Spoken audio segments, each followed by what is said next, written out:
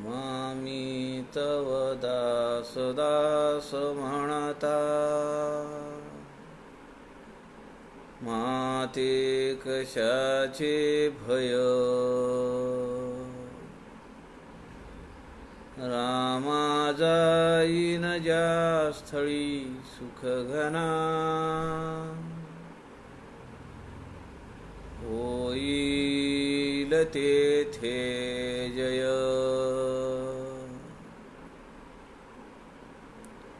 रामाया भुवनात्रयी तुझ विणा, नाही तुझा तारक. रामा तू सकलार्थ पूर्ण करीशी, तू तात मी बालक.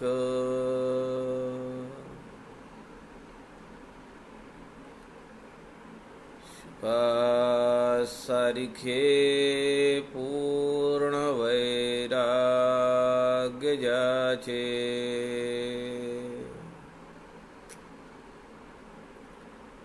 वसिष्ठा परी ज्ञान योगेश्वराचे.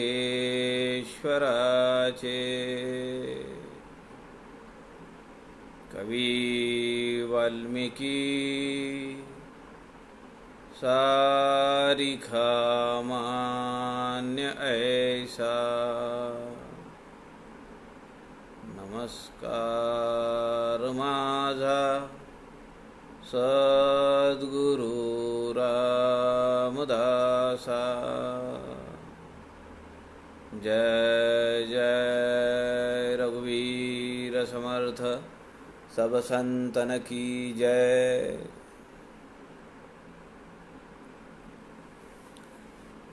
सज्जन हो, नमस्कार. समर्थ रामदास स्वामींच्या काव्याचा अभ्यास करण्याचा प्रयत्न आपण करतो आहोत. आदरणीय प्रवीणजी शास्त्री दिवाकर यांनी संत समागम हे फेसबुक लाईव्ह पेज आपल्याला समर्थ रामदास स्वामींच्या वाङ्मयाचा प्रचार प्रसार व्हावा, त्यातल्या अनेक आयामांचा अभ्यास करता यावा म्हणून हे व्यासपीठ आपल्याला उपलब्ध करून दिलेलं आहे. आपण समर्थ रामदास स्वामींच्या पंचसमासी या ग्रंथाचा विचार करतो आहोत. समर्थांच्या 11 लघु काव्यापैकी 5 समास, केवळ 150 ओव्या, त्याला स्वतः समर्थ रामदासांनी ग्रंथ असं नाव दिलेलं आहे. या पंचसमासीबद्दल आपण चिंतन करतो आहोत. आपण काल शेवटचा 5वा समास जो आहे त्यातल्या 20 ओव्या घेतल्या होत्या. या पंचसमासी ग्रंथामध्ये, या प्रकरणामध्ये 5 समास आहेत नावाप्रमाणे.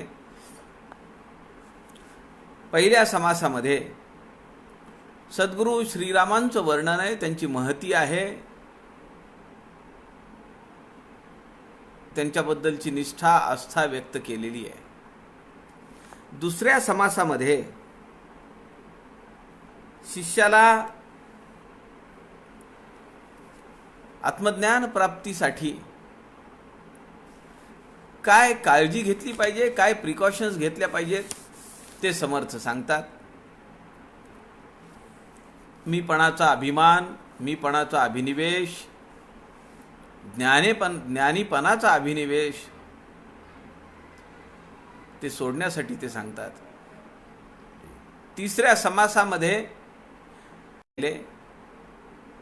एका ओवीमध्ये एका भक्तीचं सार ते सांगतात. 5व्या समासामध्ये ज्याला आत्मज्ञान प्राप्त झालेलं आहे, जो सगुणोपासनेमध्ये नित्य रत आहे, अशा अधिकारी आणि ज्ञानी पुरुषाच्या देहावस्थेचं लक्षण काय? पुरुषाची लौकिक आणि पारलौकिक अवस्था काय असते त्याचं वर्णन समर्थ 5व्या समासामध्ये करतायत. आपण या 5व्या समासाला दिली आणि यामध्ये आपण पाहिलं की समर्थांनी सुरेख दृष्टांत दिला. एखादा माणूस जो प्रापंचिक आहे, बद्ध माणूस आहे, त्याला धनाचा साठा दिसला तर तो मिळवेपर्यंत त्याचं लक्ष प्रपंचात किंवा दैनंदिन कामामध्ये लागत नाही. त्याच्या डोक्यामध्ये सारखा एकच विषय की ते धन कधी मला मिळेल, मी केव्हा जावं, काय काय सोबत घेऊन जावं, कुणाला मी दिसणार नाही अशा वेळी मी तिथं जायला पाहिजे, वगैरे वगैरे. रूपकाद्वारे सांगतात की हा जो ज्ञानी पुरुष आहे की ज्याचं मन त्या स्वस्वरूपाची प्रचिती घेऊन त्याच्याशी तदाकार झालेलं आहे. म्हणून समर्थ म्हणतात, लोभी धन पाहून यारे तरी मन तेथेची बैसले, शरीर प्रपंची वर्तले भ्रांता परी, कार्य करी प्रपंचाचे परी ध्यान लागले धनाचे, अंतर गुंतले तयांचे द्रव्याकडे. त्याप्रमाणे जो ज्ञानी पुरुष आहे तो एकदा परब्रह्म स्वरूपाचं त्याला दर्शन झालं की त्याला सर्वत्र रामच राम दिसतो. तोगे तो चितो राम सर्वत्र पाहे, किंवा रिता ठावया राघवे वीण नाही, अशी त्याची अवस्था होते. समर्थांनी फार सुरेख उदाहरण दिलेलं आहे. जिकडे पाहावं तिकडे, उजवीकडे डावीकडे समोर मागे खाली वर दाही दिशांना त्याला केवळ राम स्वरूपच दिसतंय. दृश्य द्रष्टा दर्शन तेही रामची भासे, पाहणारा राम, ज्याला पाहायचंय तो राम, पाहण्याची क्रिया राम. कुठेही जळी स्थळी काष्टी पाशानी. भगवंत ज्याप्रमाणे गीतेमध्ये म्हणतात, समत्वम योग उच्यते, किंवा सगळीकडे त्याला एकच तत्व दिसतं. अशी अवस्था त्या ज्ञानी पुरुषाची होते. समर्थ या ठिकाणी म्हणतात, धरुनी रामरूपी आवडी, प्रपंच गेला तडातोडी, माया राहिली बापुडी न चले काही. त्या मायेचं काही सुद्धा चालत नाही. ज्या मायेने अनेकांना गुंतवलेलं असतं, अनेक अधिकारी पुरुषांना ती कधी घसरगुंडी करायला लावील याचा नेम नाही, पण ती माया या ज्ञानी पुरुषाला काहीही धक्का लावू शकत नाही.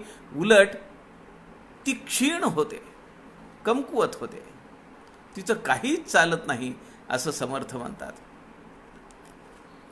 पुढे समर्थ म्हणतात की हे जरी खरं असलं तरी हे स्वरूप सांगण्यासाठी शब्दाचं माध्यम घ्यावं लागतं. स्वरूप बोलीजे नव जाये, बोलिल्या विना हाता नये, म्हणून शब्द उपाय रचिला देवे. शब्दाचं माध्यम भगवंतानी उभा केलेला आहे. शब्दाचे उदरी अगाध साठवला आहे बोध, अर्थ पाहता स्वानंद तुंबळे बळे. शब्दाने त्याचा साठावा घेता येतो. समर्थ दासबोधामध्ये म्हणतात, शब्दाकरिता कळे अर्थ, अर्थ पाहता शब्द व्यर्थ, शब्द सांगे ते यथार्थ, परी आपण मिथ्या श्रीराम. काल आपण पाहिलं की आपण म्हणजे शब्दाला मिथ्या म्हणलेलं आहे, आपल्याला मिथ्या नव्हे. शब्दाकरिता वस्तू भासे, वस्तू पाहता शब्द नासे, शब्द फोल अर्थ असे, घनवटपणे श्रीराम.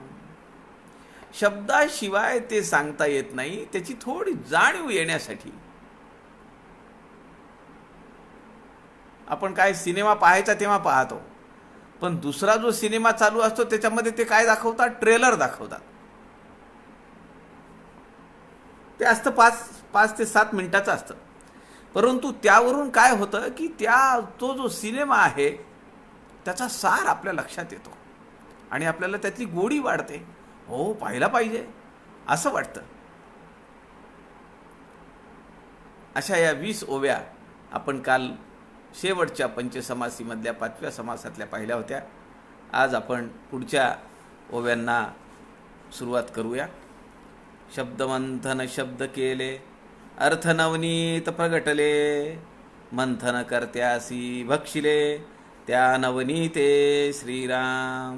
प्रपंच तक्रा अंतरी, नवनीत वास्तव्य करी, तक्र आटोनी पाय भरी, नवनीत झाले श्रीराम.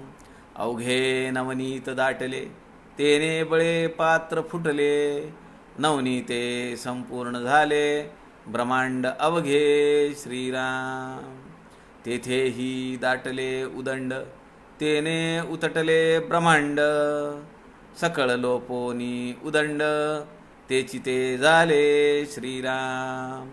नवनीत प्राप्त व्हावयासी, जाता तयासी तेची ग्रासी, सकळ पदार्थ मात्रासी, नवनीते सेविले श्रीराम. सेविले आपणा आपण, हे अनुभवाची खूण, ग्रंथ झाला संपूर्ण, पंचसमासी श्रीराम. समर्थ म्हणतायत की आता आपण या पंचसमासीच्या शेवटच्या टप्प्यावर आलेलो आहोत. या 6 ओव्यांमध्ये समर्थांनी एक सुरेख दृष्टांत दिलाय की जे कधी घडलेलं नाहीये, पण समर्थांनी आपल्याला त्या रूपकातून दर्शवून दिलंय. रूपक कशाचं आहे? लोण्याचं आहे, तुपाचं रूपक आहे. समर्थ या ठिकाणी म्हणतात, शब्द मंथन शब्दे केले, अर्थ नवनीत प्रगटले, मंथन करत्यासी भक्षिले, त्या नवनीते. शब्दातून परब्रह्म स्वरूपाची उपमा किंवा ते स्वरूप कसं आहे हे सांगितलं, शब्दाने सांगितलं. ऐकणाऱ्यांनी त्या शब्दाच्या माध्यमातून ऐकलं. आता शब्द विरून गेले आणि ज्याने ते ऐकलं तो परब्रह्म स्वरूप होऊन गेला. समर्थ दृष्टांत देतात,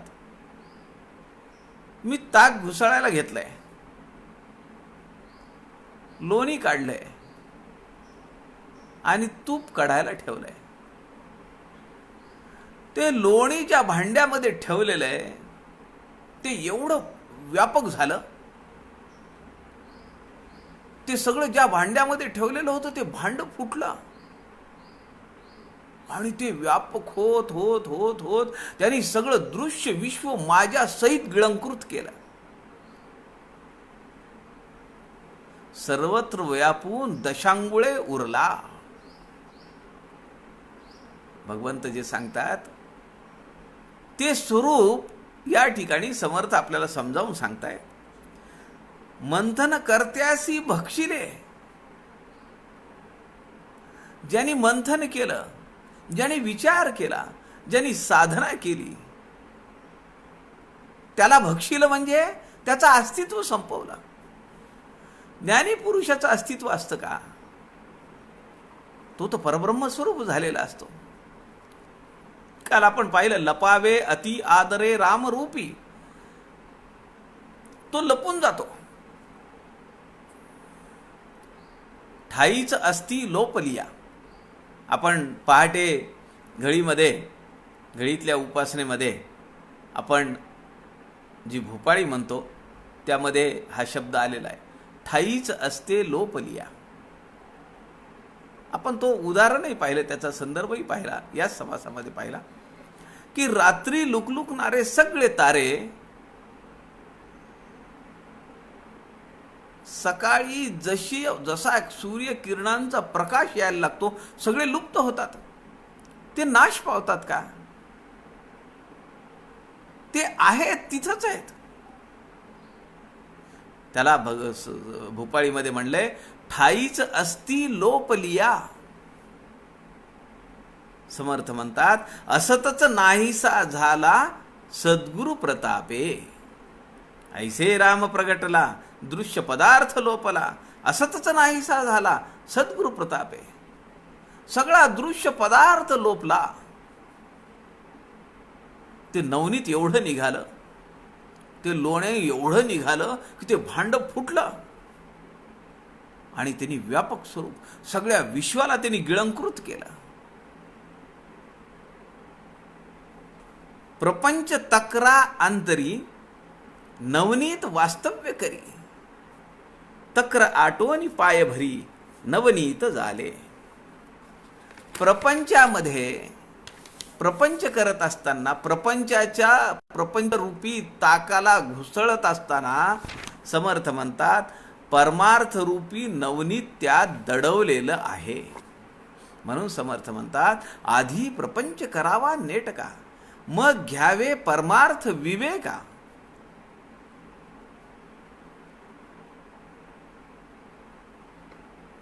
दृश्यभास चांदणिया असते ठाईच लोपलिया. बरोबर आहे. समर्थ या ठिकाणी म्हणतायत प्रपंच तक्रा अंतरी. प्रपंच करू नये असं कुणीही कुठल्याही संतांनी सांगितलेलं नाही. आपल्याला आवड आहे प्रपंचाची, मग प्रपंच करा, पण प्रपंचात अडकून पडू नका असं समर्थ सांगतायत. प्रपंच तक्रा अंतरी. तक्र म्हणजे ताक. प्रपंच रूपी ताक घुसळत असताना त्यात परमार्थ रूपी नवनीत आपल्याला शोधता आलं पाहिजे. तक्र आटोनी पाय भरी नवनीत झाले. अवघे नवनीत दाटले, तेने बळे पात्र फुटले.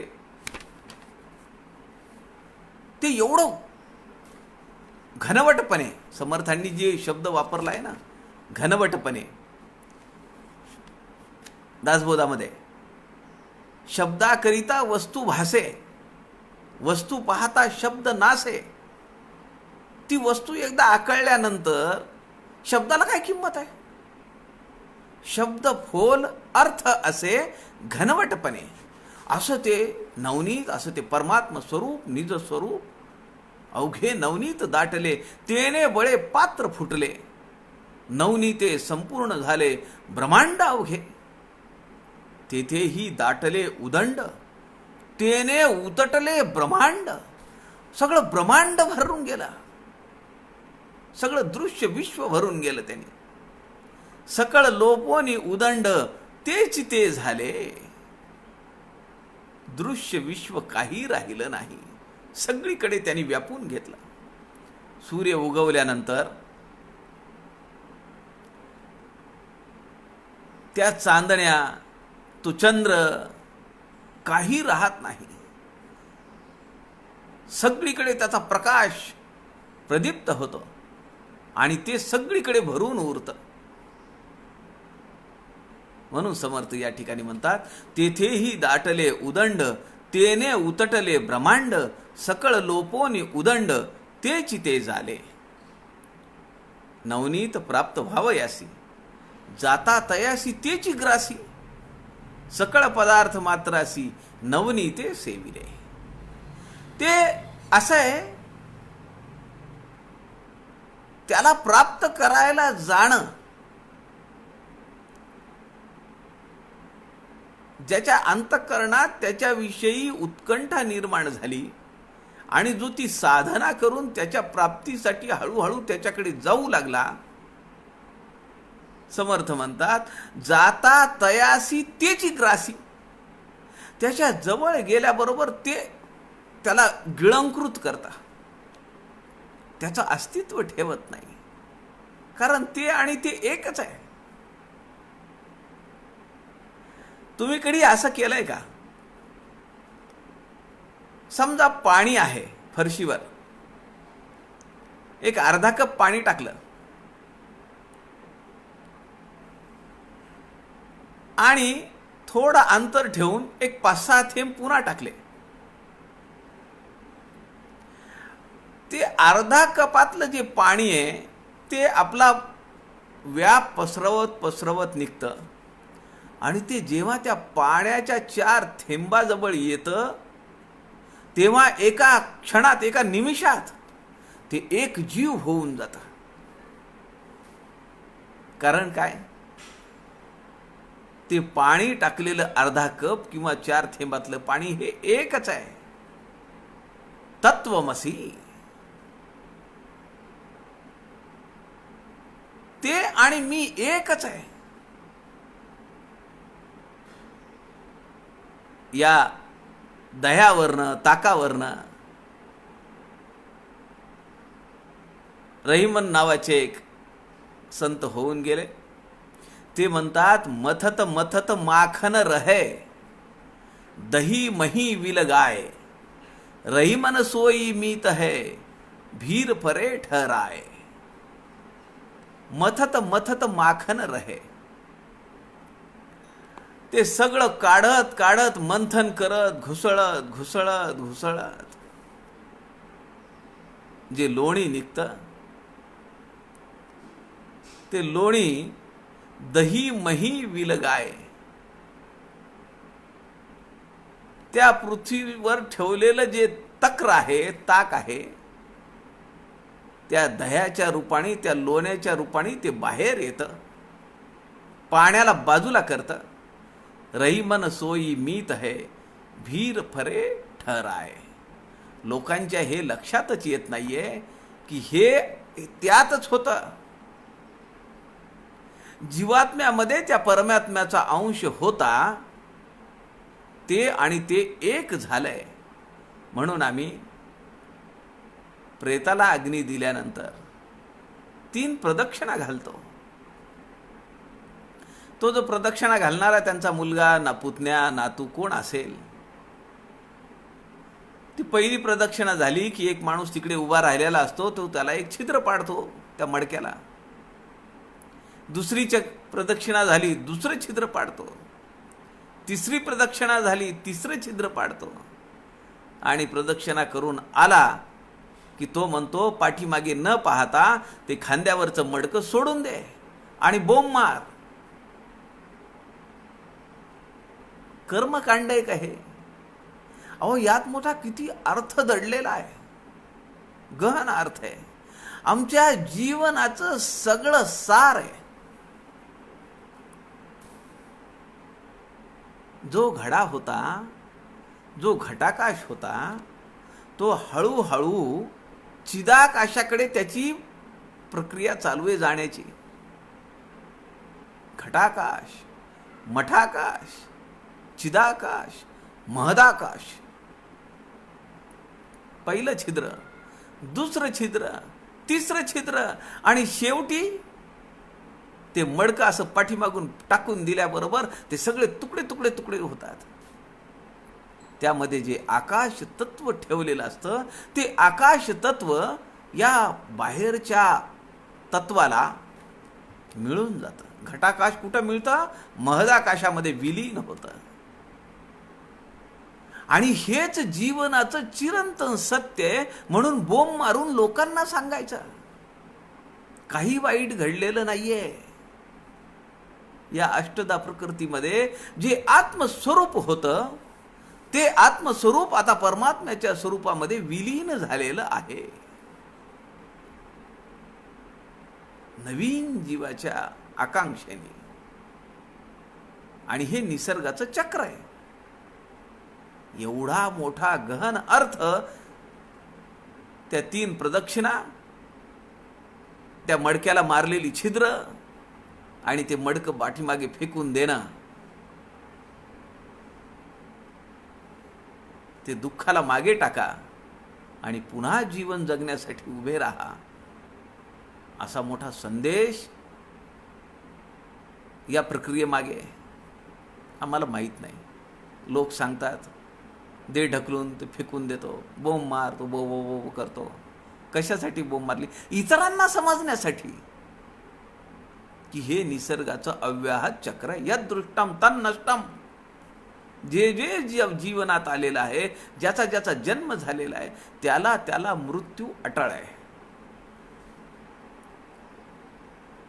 दासबोधामध्ये समर्थ म्हणतात, वस्तू नव्हे बोलीजे ऐसी, माया बोलीजे तैसी, काळ पावेना वस्तुसी, मायेसी झडपी श्रीराम. वस्तू नव्हे बोलीजे ऐसी, ते परमात्म स्वरूप बोलून सांगता येत नाही. बोलीजे ऐसी नाही, माया बोलीजे तैसी. याच्यात दोन गोष्टी आहेत. मायेचं स्वरूप वर्णन करता येतं. मायेचे विषय शब्द, स्पर्श, रूप, रस, गंध हे सगळं सांगता येतं. वस्तू म्हणजे परमात्म तत्व, त्याला काही वर्णन नाही आहे. निराकार आहे, निरवयव आहे, निष्क्रिय आहे, अजन्मा आहे, निरावलंबी आहे, निरपेक्ष आहे. तसं मायेच आहे का? या ठिकाणी हे जे माया बोलीजे तैसी हा जो चरण आहे, दोन गोष्टी आहेत. मायेचं स्वरूप वर्णन करता येते, परमात्म स्वरूप वस्तूचं स्वरूप वर्णन करता येत नाही, हा एक अर्थ झाला. माया बोलीजे तैसी म्हणजे परमात्म स्वरूपाला मायेनी सद्विद्या तिच्यानी जाणता येतं. काळ पावे ना वस्तुसी मायेशी झडपी. जसं हे समर्थांनी लोणी काढून दाखवलं आणि ते एवढं उदंड झालं, ते परमात्म तत्व एवढं उदंड झालं की त्यांनी सगळं दृश्य विश्व काय ब्रह्मांडाला गिळून टाकलं. समर्थ या ठिकाणी म्हणतात, मायेशी झडपी. ती वस्तू मायेला गिळंकृत करून टाकते. नवनीत प्राप्त व्हावयासी, जाता तयासी तेची ग्रासी, सकळ पदार्थ मात्रासी, नवनीते सेविले श्रीराम. जो ते नवनीत पाहायला जाईल, ते परमात्म स्वरूप कसं आहे यासाठी सद्गुरूंनी सांगितलेल्या तत्वांवर किंवा त्या साधनेचा मार्ग आक्रमण करीत मी टप्प्याटप्प्याने तिथं जातो. पण एक वेळ अशी येते की ते माझ्यावर झडप टाकतं आणि मला गिळंकृत करतं. माझं अस्तित्व राहत नाही. ते असं असं आहे असं म्हणायला मी शिल्लकच राहत नाही. हे वर्णन आहे. सेविले आपणा आपण, हे अनुभवाची खूण, ग्रंथ झाला संपूर्ण पंचसमासी श्रीराम. सेविले आपणा आपण, त्या परमात्म तत्वानी, परमात्म वस्तूनी, त्या प्रभू श्रीरामचंद्रांचं महाभयानक रूप जे आहे, अर्जुनाला कुरुक्षेत्रावर ते रूप त्याला दिव्य दृष्टी देऊन तो पाहू शकला नाही. तो म्हणाला, मला तेच चतुर्भुजधारी, मला ते तुमचं स्वरूप दाखवा, तेच मला पसंत आहे. सेविले आपणा आपण, हे अनुभवाची खूण. समर्थ म्हणतायत, माझा अनुभव आहे, मी अनुभवलंय सगळा. खोटं नाही सांगत तुम्हाला. समर्थ म्हणतायत, ग्रंथ झाला संपूर्ण पंचसमासी, सद्गुरुसी जाता शरण, शीघ्र तुटे जन्म मरण, सर्व मनोरथ पूर्ण होती वचन मात्रे. सद्गुरूंची कृपा होणं हे अत्यंत आवश्यक आहे. एक संत म्हणतात, सब कुछ गुरु के पास है, पाइये अपने भाग, सेवक मन सोंट्या रहे, रहे चरण में आग. सब कुछ गुरु के पास है. कुठेही जायची काही गरज नाही. सद्गुरूंच्या सहवासात आपण राहावं.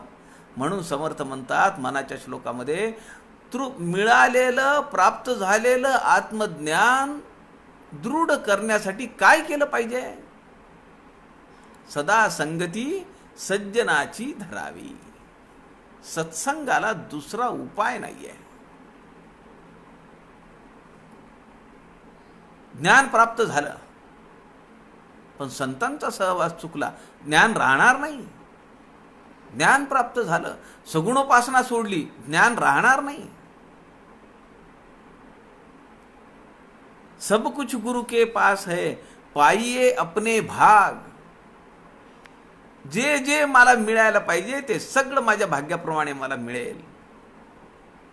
सेवक मन सोप्या रहे, रहे चरण में आग. त्यांच्या चरणावर पडून राहिलं पाहिजे. सद्गुरूंच्या चरणांवर पडून राहिलं पाहिजे. रामकृष्ण परमहंस म्हणतात, कुत्ते जैसा पडे रहो. कुत्रा धण्याच्या दारामध्ये कसा पडून असतो तसा तो पडून असतो. आपल्या सद्गुरूंच्या पायी, सद्गुरूंच्या दाराच्या बाहेर कधी मला सद्गुरू सांगतील, कधी मला सद्गुरू आज्ञा देतील, ते सगळं ऐकण्यासाठी कान सगळे तिकडे पडून राहणे. समर्थ म्हणतात, सद्गुरुसी जाता शरण, शीघ्र तुटे जन्म मरण. सर्व मनोरथ पूर्ण होती वचन मात्रे. देह नासे क्षणांतरी, जाणोनी सार्थक करी. तो एक धन्य संसारी सत्संगेची. हा सगळा विषय संसारी माणसाला पुढे ठेवून समर्थांनी सांगितला आहे. हा काही संन्याशाला पंचसमासी नाही सांगितलेला, तुमच्या माझ्यासारख्या प्रापंचिक माणसाला सांगितला. आणि समर्थ म्हणतात की मी याचा हे घेतलेला आहे, अनुभव घेतलेला आहे, तो तुला सुद्धा मिळेल तू जर या मार्गाने जाशील तर. देह नासे क्षणांतरी, जाणोनी सार्थक करी. माहिती आहे, पक्षी जाती दाही दिशा उडवून. दासबोधामध्ये समर्थ म्हणतात, संपत्ती दुपारची सावली, कशी जाईल पत्ता लागणार नाही. तसा ह्या देहाचा माज, देहाचे सौंदर्य, देहाची शक्ती, देहाचं बळ, देहातून प्राप्त झालेलं ज्ञान, याचा अहंकार, याचा ताठा काही उपयोग नाही. कारण ते कुठल्या क्षणी पडेल याचा नेम नाही. संत कबीरजी म्हणतात, कबीरा गरव न कीजिए, काल गहे कर केस. ना जानो कित मारी है, क्या घर क्या परदेश. कबीरजी म्हणतायत, कबीरा गर्व न कीजिए, गर्व करू नको, अहंकार करू नको, फार माजू नको. का?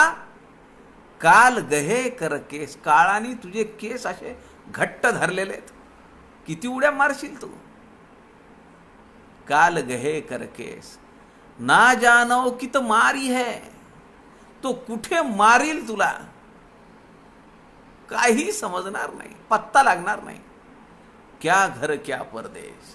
घरी मारील, दारात मारील, परदेशात मारील, वेळ आल्यावर तो सोडणार नाही.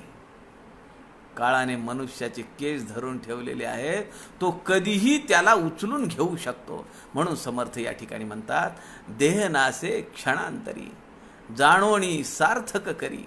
तो एक धन्य संसारी सत्संगेची. संतांचा सहवास, संत सज्जनांचा सहवास तो मानवाला उद्धरून नेऊ शकतो. समर्थ दासबोधामध्ये म्हणतात, पक्षी जाती दाही दिशा उडवून. काही भरोसा नाहीये. उपजला प्राणी तो नासे, आपणा तोची मार्ग असे. म्हणून दृढ विश्वासे, सद्गुरु पाय धरावे. श्रीराम चालवीत असता आश्रम, जे होईजे आत्मा राम. ऐसा हा सत्समागम, महिमा कोटी गुणे. श्रीराम श्रोती सावध होणे, अंतकाळी लागे जाणे. येथील राहती सजणे आणि संपत्ती. श्रीराम बहुता जन्माचे सेवटी, नरदेह पुण्यकोटी. म्हणून भगवंता भेटी, होती सत्संगाने. श्रीराम ऐशी खूण सकळास, सांगोनी गेला रामदास.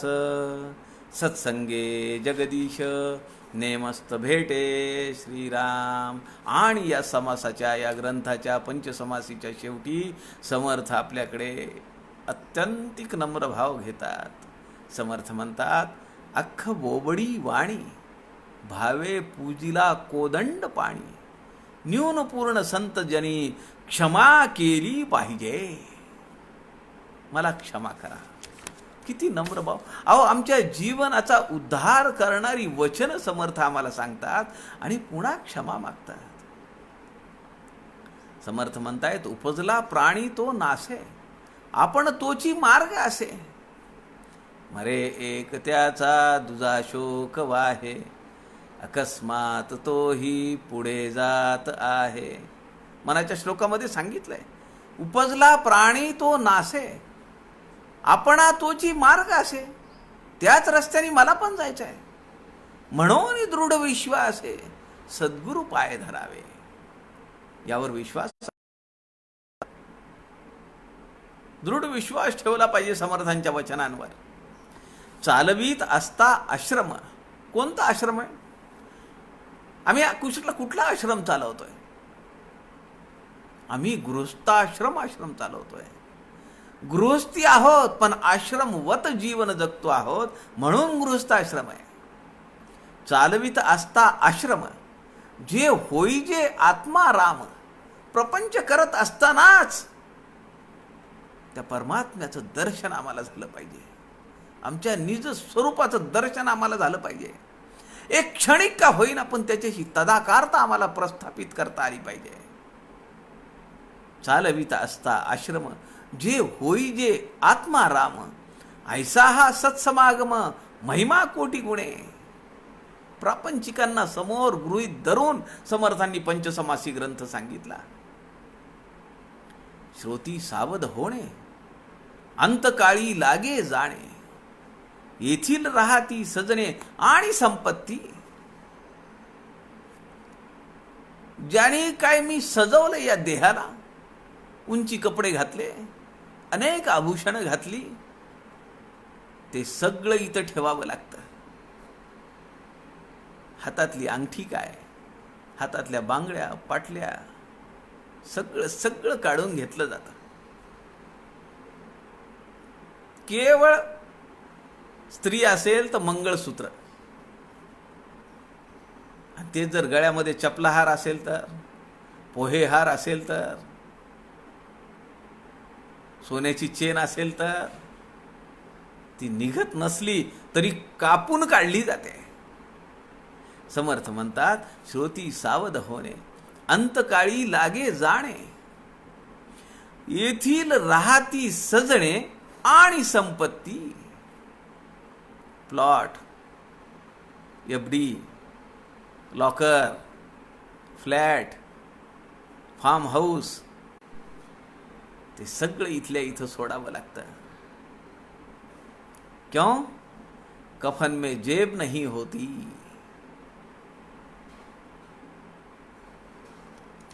पुढे समर्थ म्हणतात, बहुता जन्माचे सेवटी, नरदेह पुण्य कोटी. म्हणोनी भगवंता भेटी, होती सत्संगाने. आमचं फार मोठं पुण्य आहे, पूर्वजन्माचं संचित आहे, म्हणून आम्हाला समर्थ रामदासांच्या वाङ्मयाचा अभ्यास करण्याची बुद्धी प्राप्त झाली. समर्थ संप्रदायाच्या परिवारातले एक घटक आम्ही आहोत. आमचं मोठं भाग्य आहे. बहुता जन्माचे शेवटी, नरदेह पुण्य कोटी. हा नरदेह मिळालाय, फार मोठं त्याला घबाड आहे. म्हणून भगवंता भेटी, होती सत्संगाने. नुसता नरदेह मिळून उपयोग नाहीये, भगवंताची भेट व्हायला पाहिजे, आणि ती संतांच्या सहवासाने होते. ग्रंथराज दासबोध, तुकारामांच्या गाथा, मौलींची ज्ञानेश्वरी, हे सगळे संतांचं स्वरूप आहे. त्यांच्या माध्यमातून आम्हाला भगवंताची भेट होऊ शकते. दासबोधामध्ये समर्थ म्हणतात, अरे या संतांचा महिमा संत स्तवनामध्ये बोलावया नाही सीमा. जयाचेनी जगदात्मा अंतरची होये. पंचसमासीमध्ये सांगतात, तेच दासबोधामध्ये सांगितलेलं आहे. अरे या संतांचा महिमा बोलावया नाही सीमा. किती बोलावं. जयाचेनी जगदात्मा, त्यांच्यामुळे तो परमात्मा, तो जगदात्मा अंतरची होय, अंतःकरणात उतरतो.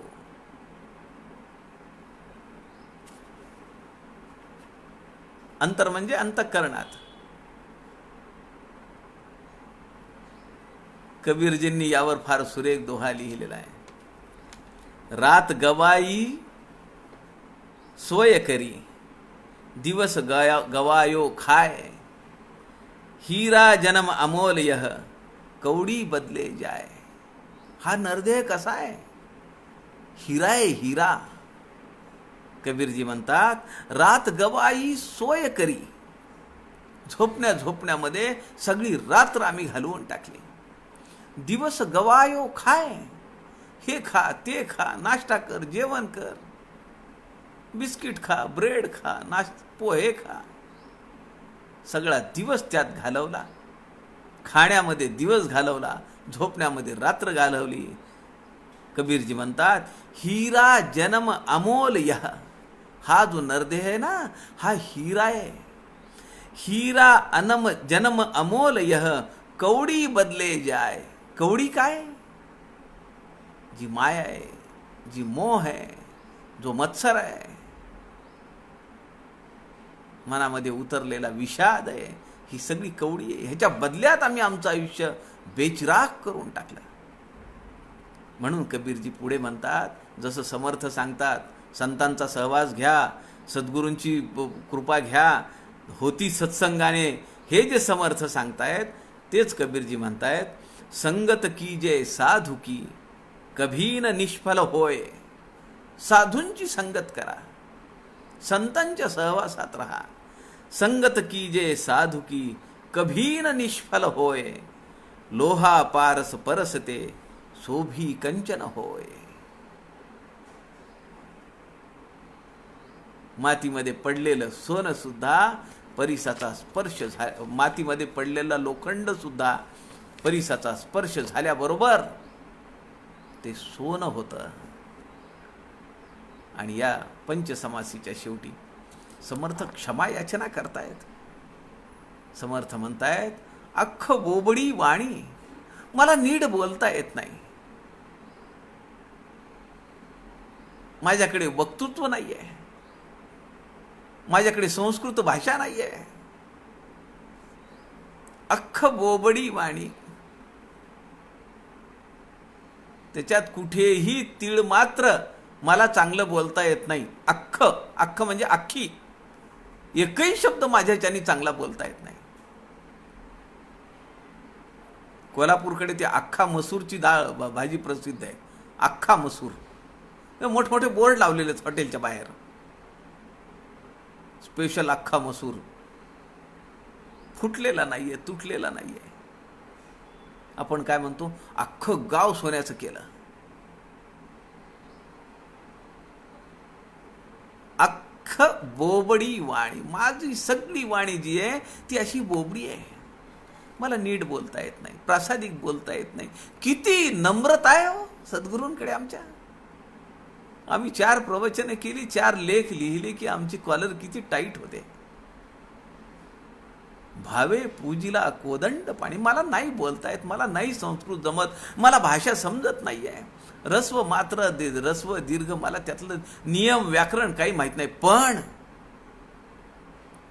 मी अंतःकरणपूर्वक अत्यंत भावुकतेने कोदंड पाणी, माझे सद्गुरू, माझं आराध्य दैवत प्रभू श्रीरामांची ही पूजा केलेली आहे. त्यातील उणीवा दूर करून तुमच्यासारख्या संत सज्जनांनी मला क्षमा केली पाहिजे. न्यून पूर्ण संतजनी क्षमा केली पाहिजे. एवढा विनम्र भाव समर्थ रामदास एवढं मोठं जीवनाचं गुह्यतम ज्ञान आम्हाला सांगतात आणि पुन्हा आम्हालाच किती लाजवतात, आमची क्षमा याचना करतात. असा सद्गुरू भेटेल का? आमच्या जीवनाचं सार आम्हाला सांगतो आहे. या प्रापंचिक आयुष्यात, या गृहस्थाश्रमात त्या आत्मारामाची भेट घडवून देण्याचं सामर्थ्य समर्थांच्या वाङ्मयात आहे. आणि समर्थ म्हणतात मी याची प्रचिती घेतलेली आहे, स्वानुभवे, मी अनुभव घेऊन बोलतोय. असा तो आत्माराम आपल्या सगळ्यांच्या अंतःकरणात उतरावा, यासाठी त्या हृदयस्थ परमेश्वराची करुणा भागतो, त्याला अभिवादन करतो, नमस्कार करतो, झालेली सेवा समर्थांच्या चरणी अर्पण करतो. आज पंचसमासी या एका लघुकाव्याचा परामर्श आपण आज संपवला, त्याचा अभ्यास आज संपवला. उद्या दुपारच्या सत्रामध्ये दुसरं लघुकाव्य आपण पाहण्याचा प्रयत्न करूया. तोपर्यंत जय जय रघुवीर समर्थ.